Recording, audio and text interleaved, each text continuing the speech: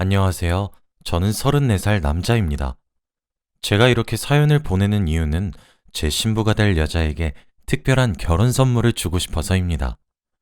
제가 이만큼 사랑한다는 걸 보여주고 싶네요. 내일은 제가 기다리고 기다렸던 식을 올리는 날이에요. 저는 9년 동안 연애를 했습니다. 제가 25살에 3살 어렸던 여자친구를 만나게 되었죠. 저는 그 나이가 될 때까지 연애를 한 번도 해본 적이 없었어요. 사는 게 너무 바빴거든요. 저는 초등학교 시절까지는 집이 부유했습니다. 그러나 아버지의 사업이 갑자기 가세가 기울기 시작하더니 결국 망하게 되었어요. 아버지는 집안을 일으켜 보려고 사방팔방 노력하셨지만 전처럼 돌아가는 건 불가능했어요. 저희 집에는 점점 정막이 흐르게 되었습니다. 가난이 몰랐었던 저는 갑자기 변하게 된 환경에 적응하지 못했죠. 아파트에만 살아오던 저희 가족은 반지하에서 살게 되었어요. 중학교 시절 전부를 햇볕도 잘 들지 않는 반지하에서 보냈죠. 제가 고등학생이 되었을 때 조금씩 저희 집에서 희망이 보였어요. 그런데 그때쯤 어머니가 쓰러지셨습니다. 병원에 입원을 하게 되었죠. 다행스레 사업이 망해서 떠안게 된 빚은 거의 다 해결이 되었기 때문에 옛날처럼은 아니더라도 평균처럼 살 수 있었어요. 그러나 어머니의 병원비를 내야 하는 냉혹한 현실에 또 빚을 지게 되었습니다. 살만하다 싶으면 무너지고 또 괜찮아질 만하면 다시 무너지게 만드는 이 현실이 너무 차갑고 냉혹하게 느껴졌죠. 제가 잠들어 있을 때 단칸방 구석에 혼자 소주를 한 잔 드시며 자책하시는 아버지를 보고 저는 죽기 살기로 공부를 해야겠다고 다짐했습니다. 저는 그 흔한 사춘기 시절에 하는 반항 한번 해보지 않았어요. 그것도 여유가 있어야 반항을 받아주니까요. 제가 엇나간다면 아버지의 희망을 꺾는 일이 될 것만 같았습니다. 아버지의 피나는 노력으로 제가 고등학교를 졸업할 무렵에 단칸방을 탈출할 수 있었어요. 저도 고등학교 시절 내내 정말 죽기 살기로 공부를 했습니다. 고등학교 3학년 때 만나게 된 담임 선생님이 저희 집 사정을 아시고는 제게 금전적인 도움도 조금 주셨어요. 저는 고등학교 3년 내내 전교 5등 내에 들 수 있었습니다. 수능 성적도 굉장히 잘 나왔죠. 국립대학교에 전액 장학금을 받을 수 있었습니다. 그러나 고생만 하시는 아버지를 보고 있으니 제가 일을 해서 도와드려야 된다고 생각을 했어요. 그래서 학업을 포기하려고 했습니다. 담임 선생님은 저의 이런 결심을 하시고 미친 듯이 말리셨고 어머니와 아버지도 그런 저를 뜯어 말리셨죠. 선생님과 부모님의 바람대로 저는 대학교에 입학했어요. 저는 공부에 몰두하기 시작했죠. 저를 공부시키기 위해 2배로 고생하시는 아버지를 알고 있었으니까 저는 틈틈이 알바도 해야 했습니다. 아버지께 손을 벌리는 일을 스스로 용납할 수 없었거든요. 군대도 빨리 가는 게 낫겠다 싶었어요. 군대를 가면 의식주도 해결이 되고 국가에서 돈도 주니까요. 그렇게 20대 초반을 다 흘려보냈습니다. 엄청나게 불행했던 시절을 보낸 것은 아니었지만 여유가 없어 그리 행복한 시절도 아니었어요. 그렇게 하루하루를 벅차게 살던 도중 운명적으로 여자친구를 만나게 되었습니다. 여자친구는 반짝반짝 빛이 나는 사람이었어요.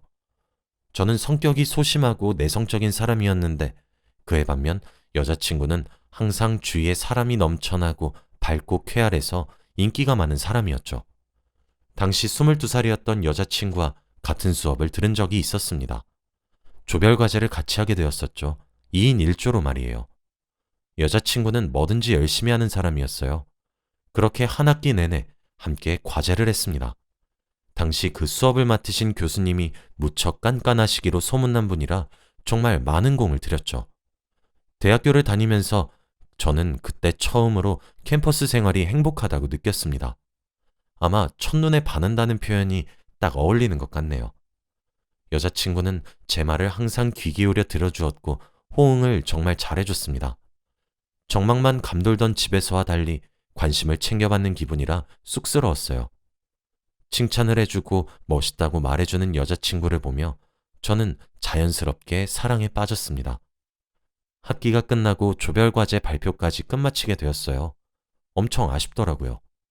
저는 다시 조용하게 학교 생활을 하게 될 거고 여자친구는 계속해서 반짝반짝 빛나게 될 테니까요. 마지막 수업이 끝나고 손가락만 꼼지락거리고 있었는데 여자친구가 저녁에 잠시 시간이 되냐고 물어보더라고요. 저는 생각도 하기 전에 몸이 먼저 고개를 끄덕이고 있었습니다. 두근거렸어요. 긴장한 채로 하루를 보내고 저녁에 여자친구를 만났습니다. 여자친구가 자기와 만나보지 않겠냐고 하더라고요. 난생 처음 좋아하는 사람이 생겼는데 그 사람이 제게 고백을 하다뇨. 기적이란 생각이 들었어요. 저도 모르게 그 고백을 듣고는 울어버렸네요. 고백을 한 여자친구는 당황하며 자기가 그렇게 싫은 거냐고 울지 말라고 저를 달랬습니다. 저는 아니라고 너무 좋아서 기뻐서 우는 거라고 말을 했죠. 여자친구는 정말 예쁘게 웃으며 놀랐다고 하며 저를 안아주었어요. 그렇게 저희 연애는 시작되었습니다. 여자친구를 만나면서 정말 행복했어요. 매일매일 사랑한다고 표현해주고 내가 최고라고 말해주는데 어떻게 제가 행복하지 않을 수 있겠나요? 저도 최선을 다해 여자친구를 만났죠. 주위에서는 여자친구를 두고 수군대기도 했습니다. 여자친구가 저에 비해 너무 아깝다고 말이죠. 여자친구는 제게 그런 소리 듣게 해서 미안하다고 했습니다. 제가 얼마나 멋있는 사람인지 사람들은 왜 모르냐고 혼자 썽을 내기도 했어요. 저는 속으로 맞는 말 같다고 생각했습니다. 학교 내에서도 여자친구는 예쁘고 성격도 좋아서 정말 인기가 많았어요. 저와 만난다는 사실을 다들 알고 있으면서도 여자친구에게 좋아한다고 고백하는 놈들도 꽤 있었거든요. 여자친구는 그런 사람들에 비해 부유하지도 뭐 하나 특출나지도 않은 저 하나만 바라봐 주었습니다. 그런 모습을 보게 되니까 제가 노력을 하게 되더라고요. 저 때문에 제가 사랑하는 여자가 그런 말 같지도 않은 소리를 듣게 된다는 사실이 오히려 더욱 괴로웠어요. 그때부터였습니다. 아등바등 살아가는 것이 아니라 성공하고 싶다고 생각을 하기 시작한 시기가요. 대학교 내내 수석을 차지했던 저는 수월하게 취업을 할 줄 알았었는데 생각보다 취업을 하는 일이 무척 힘들었습니다. 그때마다 여자친구는 직접 도시락을 싸서 독서실에 전달해 주었고 일주일에 한 번씩 손편지도 써서 제 몰래 잠바 주머니에 넣어놓고 가곤 했어요. 매년 돌아오는 제 생일날마다 미역국도 끓여 보온병에 가져다 주었죠. 9년 동안 매번 그랬는데 사실 처음 해준 미역국은 정말 사랑의 힘으로 먹었습니다. 미역국이 어떻게 짜면서 달 수 있는지 신기했었죠. 맛있냐고 물어보는 여자친구의 물음에 겨우 웃으며 먹었었던 적이 있네요. 여자친구는 다행이라면서 자기도 이제 처음 먹어본다며 한 입 먹더라고요. 그러더니 먹자마자 퇴 뱉고 떨리는 눈으로 오빠, 이거 버리자. 이거 뭐야? 라고 말하며 저를 쳐다봤어요. 여자친구의 그런 모습이 정말 너무 귀여웠습니다. 지금은 아주 기가 막히게 잘 끓일 줄 알아요. 제가 가장 좋아하는 음식이 되었죠. 여자친구는 그 당시 얘기를 꺼내면 얼굴이 토마토처럼 새빨개지며 나이가 어려서 뭘 몰라서 그런 거라고 소리를 지릅니다. 또 여자친구의 취미가 뜨개질이라서 겨울마다 항상 뭘 하나씩 떠서 선물해 주고는 했어요. 처음에 떠준 목도리는 삐뚤빼뚤하고 두께도 일정하지 못했었죠. 저는 이게 뭐냐고 웃다가도 사실 겨울 내내 그 목도리만 메고 다녔어요. 만나는 사람마다 자랑하기도 했죠. 그러나 이제 여자친구는 눈 깜짝하면 모자도 뚝딱 뜰 줄 알고 수면 양말도 만들어줘요. 이런 걸 보면 참 오랜 세월을 만나긴 했나 보다 싶기도 합니다. 매번 크리스마스에 받는 선물처럼 깜짝 놀래켜주고 감동만 주는 여자친구를 보며 무너지는 자신을 다잡았어요. 어떻게든 성공해서 이 여자 하나는 무조건 책임지고 만다. 이 생각 하나만 했었죠. 그 마음 하나가 저를 성공하게 해준 커다란 동기가 되었던 것 같아요. 제 여자친구는 또 성격뿐만 아니라 성품도 정말 좋아요.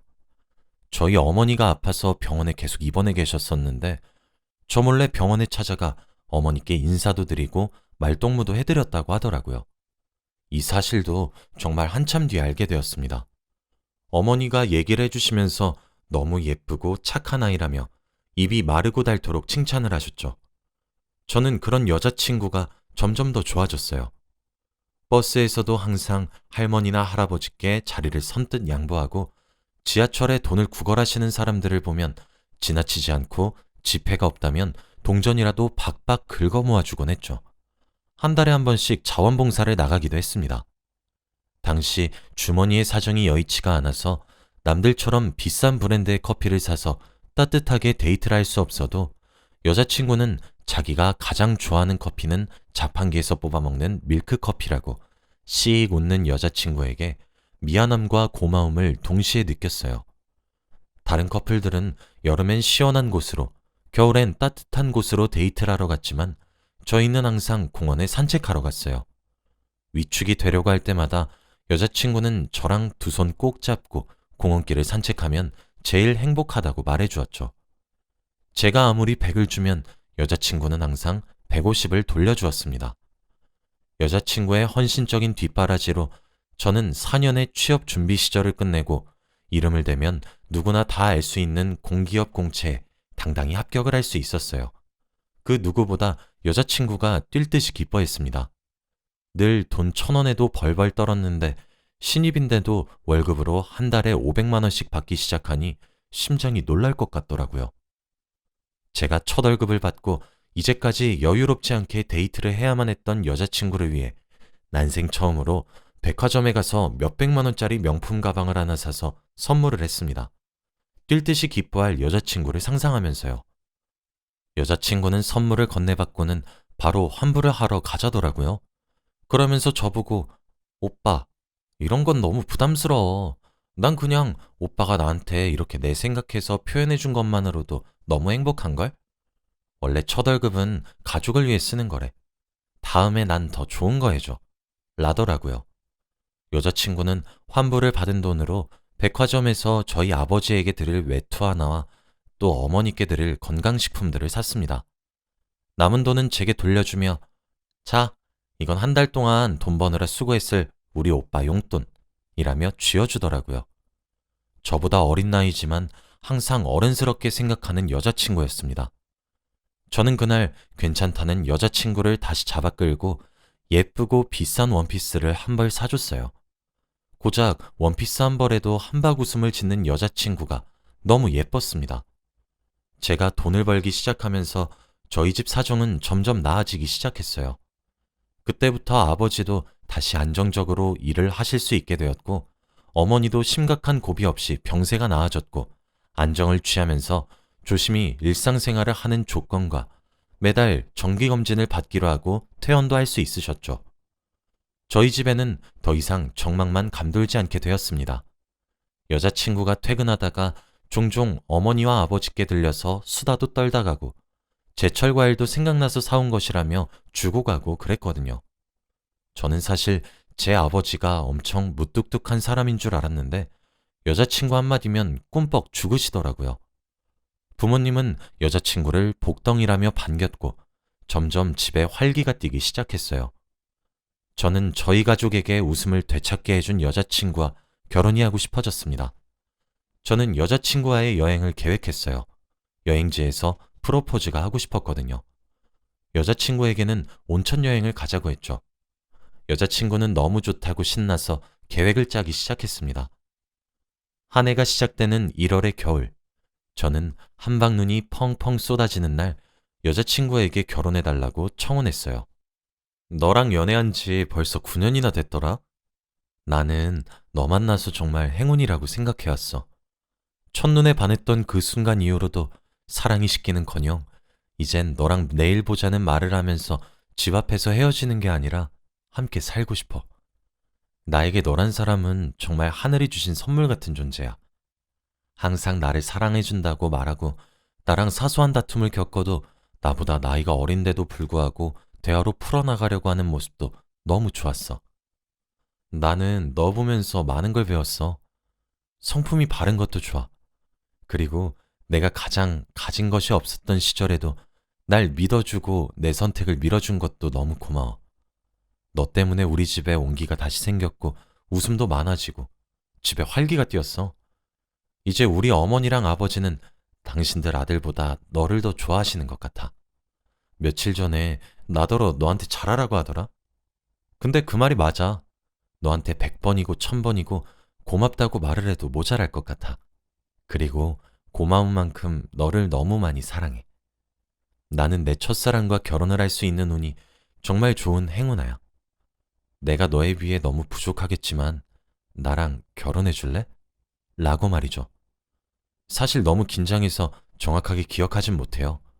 여자친구는 감동이라며 눈물을 쏟으며 제 청혼을 받아주었습니다. 저는 여자친구에게 말했어요. 내가 정말 잘할게.